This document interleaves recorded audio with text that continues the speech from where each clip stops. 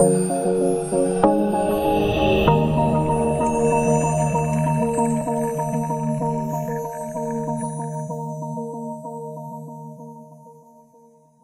datang. Kembali kita masuk ke dalam mata kuliah rekayasa perangkat lunak. Di pertemuan yang ketiga, kita akan membahas mengenai model rekayasa perangkat lunak. Nah, model rekayasa perangkat lunak merupakan suatu cara atau strategi bagaimana sebuah perangkat lunak itu dibuat sedemikian rupa sehingga produk dari perangkat lunak tersebut dapat terwujud. Nah, di sini ada beberapa model proses pengembangan perangkat lunak. Itu yang pertama adalah model waterfall, prototyping model, spiral model, rational unfield process, dan extreme programming. Nah, ini adalah beberapa dari model proses pengembangan perangkat lunak. Nah, di dalam sebuah model terdapat yang namanya metode. Nah, kalau kita lihat di sini, metode dari rekayasa perangkat lunak, pendekatan sudut pandang atau kumpulan aturan yang harus diikuti untuk menyelesaikan tahap-tahap aktivitas dalam pengembangan suatu perangkat lunak. Nah, di sini ada beberapa metode pengembangan perangkat lunak, ya. Sebenarnya ini juga tergantung dari software ataupun perangkat keras yang digunakan. Ya, pada tahun 1955 itu metode pengembangan perangkat lunak sesuai dengan kebutuhannya perangkat lunak yang ada saat itu sifatnya konvensional ataupun tradisional. Kemudian mulai pada tahun 1975 berorientasi dengan data. Nah, terus kemudian tahun 1976 itu berorientasi pada aliran data ataupun proses. Nah, kemudian tahun 1980-an dan mungkin sampai sekarang ya masih digunakan metode pengembangan perangkat lunak ini, yaitu metode perangkat lunak yang berorientasi objek.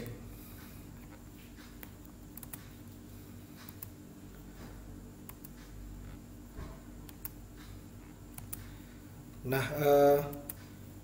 alat bantu.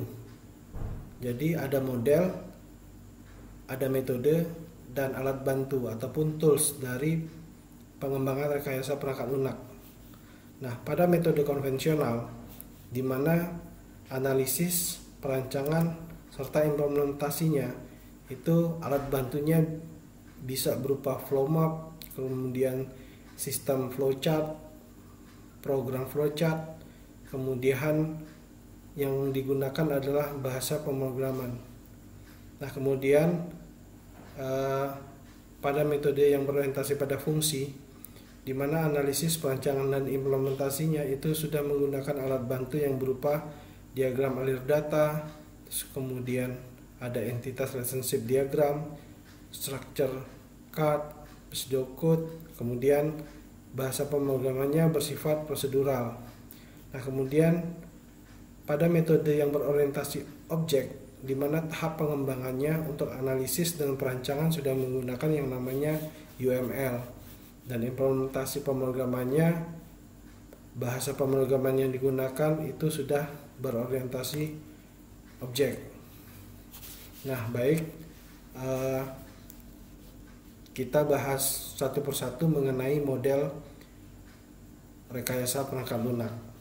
Nah, di dalam model rekayasa perangkat lunak, yang pertama mengenai waterfall model, ada beberapa tahapan yang harus dilakukan. Ya.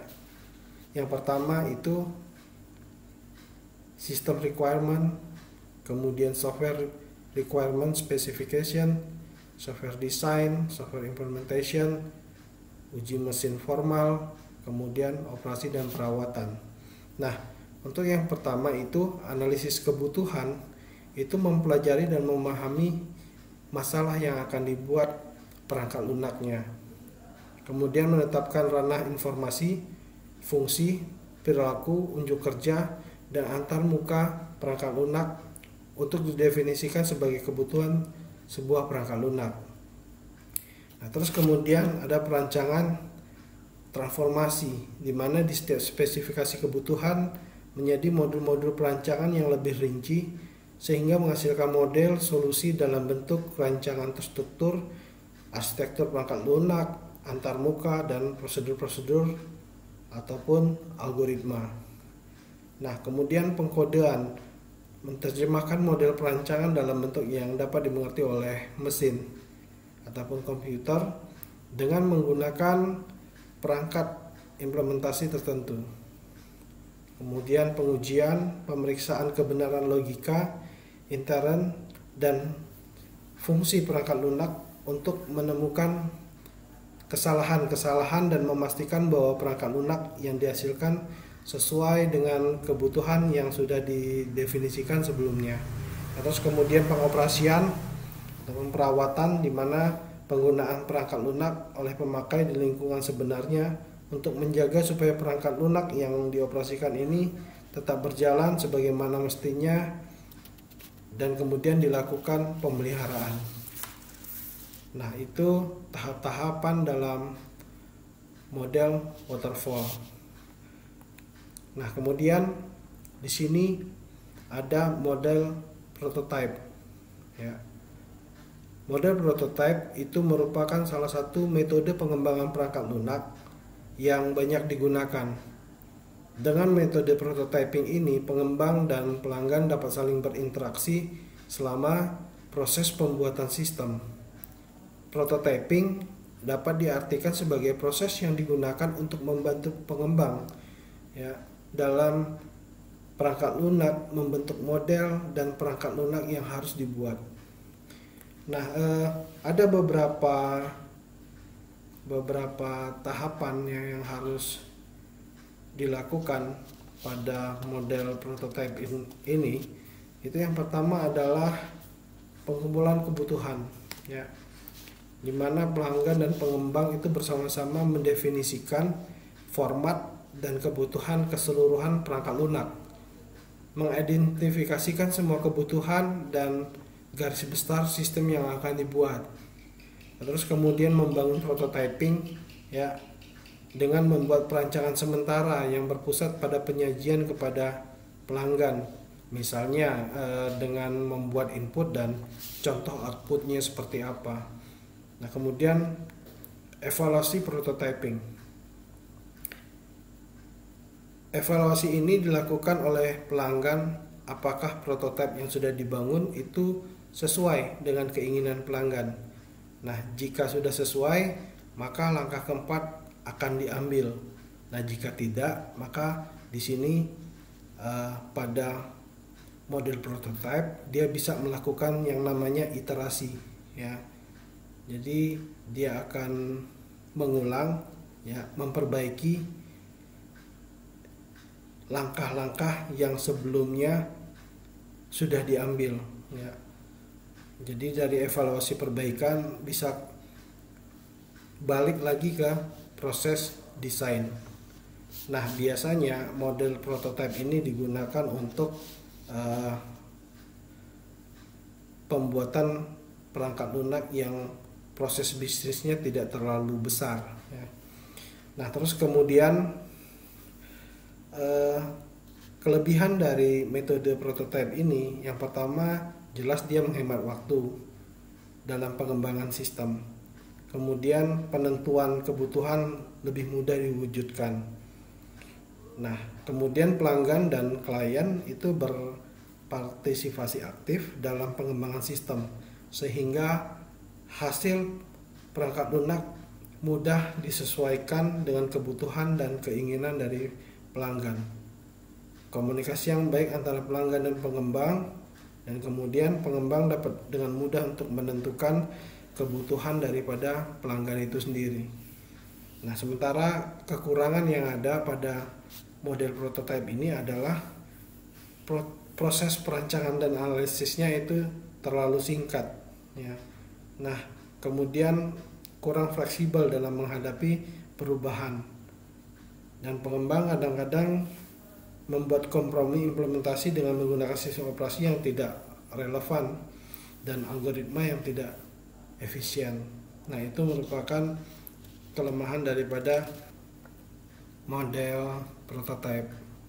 Nah, terus kemudian yang ketiga yaitu model spiral.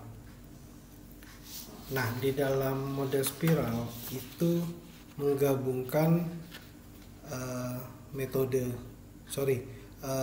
model prototyping dan juga model dari waterfall.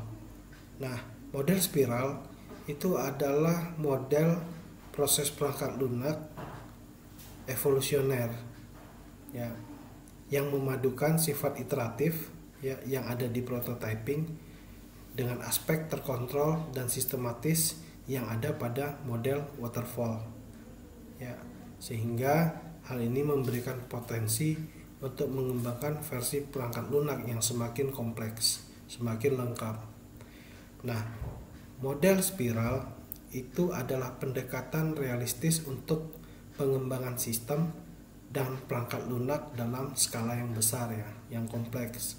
Nah, karena perangkat lunak berkembang seiring proses berlangsung, pengembang dan pelanggan lebih memahami dan bereaksi terhadap risiko di setiap tahap proyek. Dan jika diterapkan dengan benar, harus mengurangi risiko sebelum menjadi suatu problem ataupun masalah. Nah, ada beberapa tahapan yang ada pada model spiral, ya. Yang pertama adalah tahap liaison. Nah, di mana tahap ini berhubungan dengan komunikasi antar orang yang akan mengembangkan software dengan pelanggan. Jadi tujuannya adalah agar dapat memuaskan pelanggan dengan memperbaiki dan mengembangkan software sesuai dengan kebutuhan, kepentingan, serta keinginannya. Nah, kemudian tahap planning, ya, tahap perencanaan, di mana meliputi estimasi biaya yang digunakan, kemudian batas waktu, pengaturan jadwal, identifikasi lingkungan kerja, terus kemudian sumber-sumber informasi untuk melakukan iterasi, sehingga hasilnya adalah berupa dokumen spesifikasi kebutuhan sistem dan bisnis. Nah, terus kemudian tahap analisis resiko. Tahap ini berfungsi untuk mengidentifikasi risiko yang berpotensial untuk terjadi dan menghasilkan suatu solusi alternatif secara teknis dan manajemen strategi untuk meminimalisasi risiko. Nah, terus kemudian yang keempat adalah tahap rekayasa atau engineering. Ya, pada tahap ini yang dilakukan adalah menguji coding dan mengembangkan software, melakukan instalasi terhadap software, melakukan prototype, mendesain dokumen, kemudian meringkas suatu pengujian software, kemudian membuat laporan atas kekurangan dari software agar segera diperbaiki. Kemudian yang kelima adalah tahap evaluasi, di mana di sini peran pelanggan sangat diperlukan pada tahap evaluasi, karena mereka dapat memberikan masukan dan tanggapan untuk mengevaluasi produk kerja dan memastikan bahwa produk yang dibutuhkan sesuai dengan ketentuan. Nah, jika ada perubahan, semua tahap akan diperbaiki sesuai dengan kepuasan ataupun kebutuhan dari pelanggan. Nah, itu merupakan tahap-tahapan dalam model spiral. Nah, terus kemudian ada lagi model RUP dan kemudian model extreme programming yang akan kita bahas pada pertemuan selanjutnya. Terima kasih. Demikian paparan saya mengenai model proses perangkat lunak. Sampai ketemu minggu depan di pertemuan keempat. Salam budi luhur.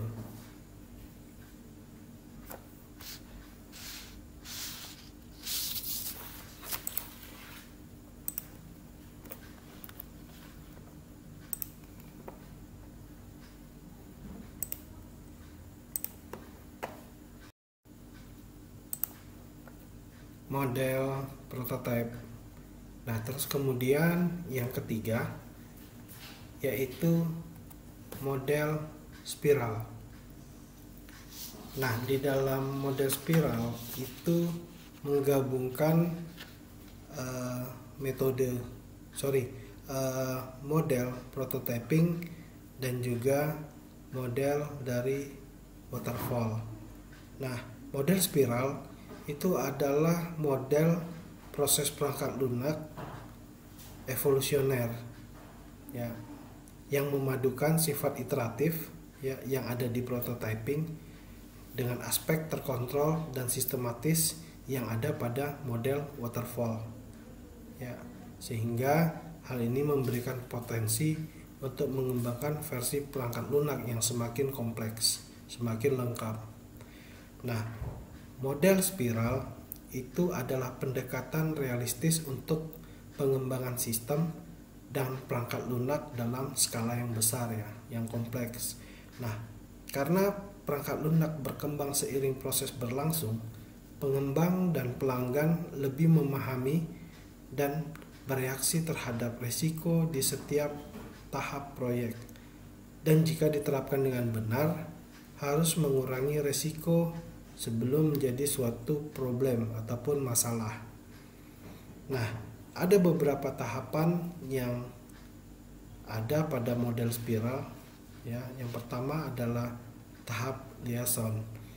Nah, di mana tahap ini berhubungan dengan komunikasi antar orang yang akan mengembangkan software dengan pelanggan.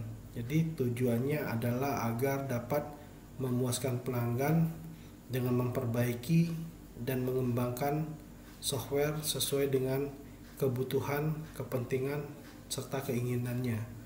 Nah, kemudian tahap planning ya, tahap perencanaan di mana meliputi estimasi biaya yang digunakan, kemudian batas waktu, pengaturan jadwal, identifikasi lingkungan kerja, terus kemudian sumber-sumber informasi untuk melakukan iterasi, sehingga hasilnya adalah berupa dokumen spesifikasi kebutuhan sistem dan bisnis.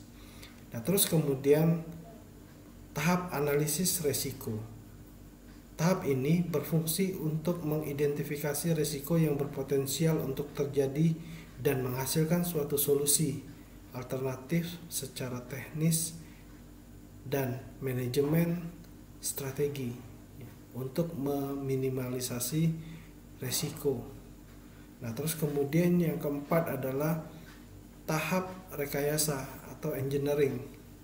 Ya, pada tahap ini yang dilakukan adalah menguji coding dan mengembangkan software, melakukan instalasi terhadap software, melakukan prototype, mendesain dokumen, kemudian meringkas suatu pengujian software, kemudian membuat laporan atas kekurangan dari software agar segera diperbaiki.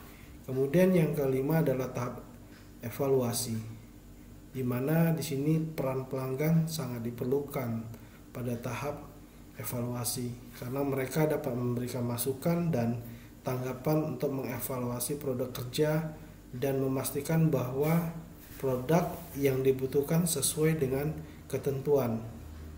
Nah, jika ada perubahan, semua tahap akan diperbaiki sesuai dengan kepuasan ataupun kebutuhan dari pelanggan. Nah, itu merupakan tahap-tahapan dalam model spiral. Nah, terus kemudian ada lagi model RUP dan kemudian model extreme programming yang akan kita bahas pada pertemuan selanjutnya. Terima kasih. Demikian paparan saya mengenai model proses perangkat lunak. Sampai ketemu minggu depan di pertemuan keempat. Salam budi luhur.